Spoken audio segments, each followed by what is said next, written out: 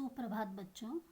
चलिए आज हम 5वें पाठ का अध्ययन करेंगे जिसका नाम है नाच मोरनी नाच। तो यह पाठ एक लड़की पर आधारित है जिसके जीवन में एक घटना होती है। घटना यानी इंसिडेंट। पर वह उस घटना से घबराकर हार नहीं मानती बल्कि उसका डट कर क्या करती है, मुकाबला करती है और जीवन में आगे बढ़ती है। तो चलिए क्या है उस लड़की की कहानी और वह कौन है, हम इस पाठ में देखेंगे जिसका नाम है नाच मोरनी नाच। पर इससे पहले इस पाठ में आए हुए कुछ शब्दार्थों को पढ़ेंगे। अपलक बिना पलक झपकाए, निहारना देखना, प्रतिष्ठित स्थापित, प्राचार्य प्रधानाचार्य, दाखिला भर्ती, मिन्नत विनती, निपुण चतुर, खंडित टूट जाना, संक्रमित संक्रमण हुआ हो, रोटेट घूमने वाला, निर्माण बनाना, प्रेरणा स्रोत प्रेरणा देने वाला। तो इस लड़की की कहानी मैं आपको बताती हूँ और जो एक रियल लड़की की कहानी है तो इस लड़की की कहानी मैं आपको सुनाती हूँ। तो एक दिन घर के आंगन में, आंगन यानी कॉरिडोर, तो घर के आंगन में एक 5 साल की छोटी सी लड़की क्या कर रही थी, डांस कर रही थी और उस लड़की की माँ बैठकर अपलक यानी बिना आंख झपकाए उसे निहार रही थी। निहारना यानी देखना। तो उसे अपनी आंखें झपकाए उस लड़की का डांस माँ देख रही थी। जैसे ही उस लड़की का डांस खत्म हो जाता है तो उसकी माँ तालियां बजाने लगती है और उसकी माँ उस लड़की से कहती है कि आज शाम तुम्हारे पिताजी घर आएंगे तो उन्हें कहूँगी कि तुम्हें एक अच्छे डांस स्कूल में भर्ती करवा दे। भर्ती करवाना यानी एडमिशन करवाना। और कहती है कि तुम वहाँ पर डांस सीखकर और भी अच्छे क्या कर सकोगी, डांस कर सकोगी और बहुत बड़ी डांसर बनोगी। ऐसे माँ अपनी लड़की का डांस देखकर खुश होकर कहती है। तो वह उनकी माँ की बात सुनकर वह 5 साल की लड़की भागते हुए आकर अपने माँ के सीने से लिपट जाती है। लिपट जाना यानी हग करना, ऐसे गले मिलती है। फिर क्या होता है, दूसरे दिन उस लड़की के माता पिता दोनों मुंबई के प्रतिष्ठित यानी स्थापित बहुत ही फेमस कला सदन यानी बहुत बड़े डांस क्लास में उसे क्या करते हैं, ले जाते हैं। पर वहाँ पर उस 5 साल की छोटी सी लड़की को देखकर वहाँ के जो डांस क्लास के प्राचार्य यानी प्रधानाध्यापक यानी प्रिंसिपल उसे दाखिला मतलब एडमिशन देने से मना करते हैं क्योंकि वो बहुत क्या थी, छोटी थी। पर उस लड़की के पिताजी प्रिंसिपल से बार बार क्या करते हैं, मिन्नत, मिन्नत यानी विनती, रिक्वेस्ट करते हैं कि एक बार क्या करे, वह उस लड़की का डांस देख ले। तो उनके पिताजी के कहने पर वहाँ के प्रधानाचार्य उस लड़की का डांस देख लेते हैं। फिर उस लड़की का डांस देखकर क्या करते हैं, वह दांतों तले उंगलियां दबाते हैं। दांतों तले उंगलियां दबाना यानी बहुत ही आश्चर्यचकित होना, दंग होना, क्योंकि वह क्या करती है, उतना अच्छा डांस वहाँ पर दिखाती है। तो उसका डांस देखकर वहाँ के जो प्रिंसिपल थे उसे एडमिशन देने के लिए तैयार हो जाते हैं। फिर उसका एडमिशन शास्त्रीय यानी शास्त्रीय डांस क्लास में, भरतनाट्यम में उसका एडमिशन हो जाता है। फिर धीरे धीरे वह भरतनाट्यम में बहुत ही निपुण, निपुण यानी बहुत ही होशियार होती है और वहाँ पर डांस सीखकर और भी अच्छा नृत्य वो लड़की करने लगती है।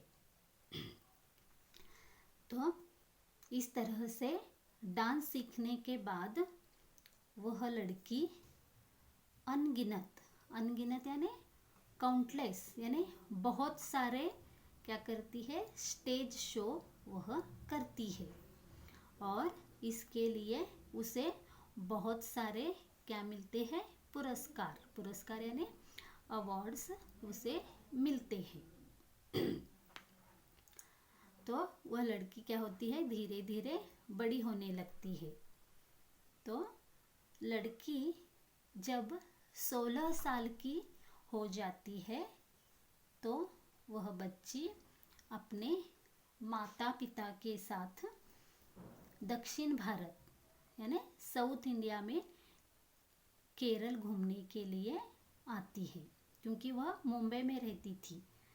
तो वह अपने माता पिता के साथ मुंबई से साउथ इंडिया यानी केरल घूमने के लिए आती है और केरल घूमने के बाद फिर वापस मुंबई जाते समय उस लड़की का क्या हो जाता है, एक बस दुर्घटना यानी एक्सीडेंट हो जाता है और उस दुर्घटना में उस लड़की का पैर की हड्डी क्या हो जाती है, खंडित हो जाती है। मतलब उसके पैर की हड्डी पूरी तरह क्या हो जाती है, टूट जाती है। तो हड्डी टूटने की वजह से उसका पूरा पैर संक्रमित, संक्रमित यानी इन्फेक्टेड, तो इन्फेक्टेड हो जाता है और इसलिए उस लड़की का घुटनों तक का पैर को काटना पड़ता है। तो इसकी वजह से वह सीधे चल भी नहीं सकती थी। अब तो ऐसे हालात में वह डांस कैसे कर सकती है, तो घर में बैठे बैठे ही वह अपने भाग्य पर क्या करती है, रोती थी। फिर एक दिन उस लड़की ने एक न्यूज़पेपर में विज्ञापन, विज्ञापन यानी एडवर्टाइजमेंट, तो एक एडवर्टाइजमेंट देखा। वहाँ पर उस एडवर्टाइजमेंट में लिखा था कि शहर में बहुत बड़े डॉक्टर आए हैं और वह जिनके पैर नहीं होते हैं उन्हें लकड़ी का पैर बनाकर जोड़ देते हैं, ऐसे उस विज्ञापन में था। तो वह विज्ञापन लड़की और माता पिता पढ़ते हैं। फिर दूसरे ही दिन उस लड़की के माता पिता उस लड़की को लेकर डॉक्टर के पास चले जाते हैं। तो डॉक्टर उसके जांच करते हैं, जांचना यानी चेक करना, चेक करते हैं। तभी वह लड़की डॉक्टर से पूछती है कि मैं लकड़ी का पैर बिठाने के बाद डांस कर सकती हूँ। तब डॉक्टर उसे कहते हैं कि वह उसके लिए एक एल्यूमिनियम का रोटेट यानी ऐसे घूमने वाला पैर उसके लिए बनाएंगे। तो उस एल्यूमिनियम के रोटेट पैर से वह और भी अच्छा क्या कर सकेगी, डांस कर पाएगी। पर पैर बिठाने के बाद उसे क्या करना पड़ेगा, बहुत ज़्यादा अभ्यास यानी बहुत ज़्यादा प्रैक्टिस करना पड़ेगा, ऐसे डॉक्टर उस लड़की से कहते हैं। तो थोड़े दिन बाद क्या हो जाता है, उस लड़की को एल्यूमिनियम का पैर बिठाने लगते हैं। फिर एल्यूमिनियम का पैर बिठाने के बाद वह लड़की बहुत मेहनत प्रैक्टिस करती है। फिर 2-3 साल बाद ऐसे कड़ी मेहनत करने के बाद वह लड़की एक बार क्या करती है, अपने एल्यूमिनियम से बना पैर लेकर मुंबई में एक बड़े कार्यक्रम में वह डांस यानी भरतनाट्य का नृत्य करती है।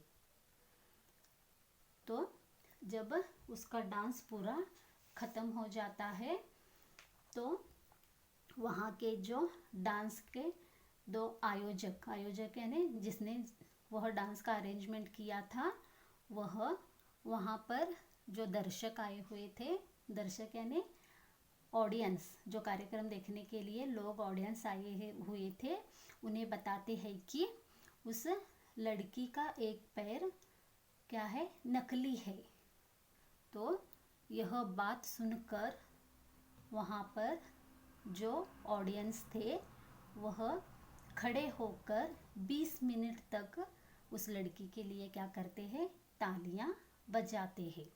तालियां बजाकर उसकी प्रशंसा करते हैं, क्योंकि उसने इतना अच्छा क्या किया था, डांस किया था।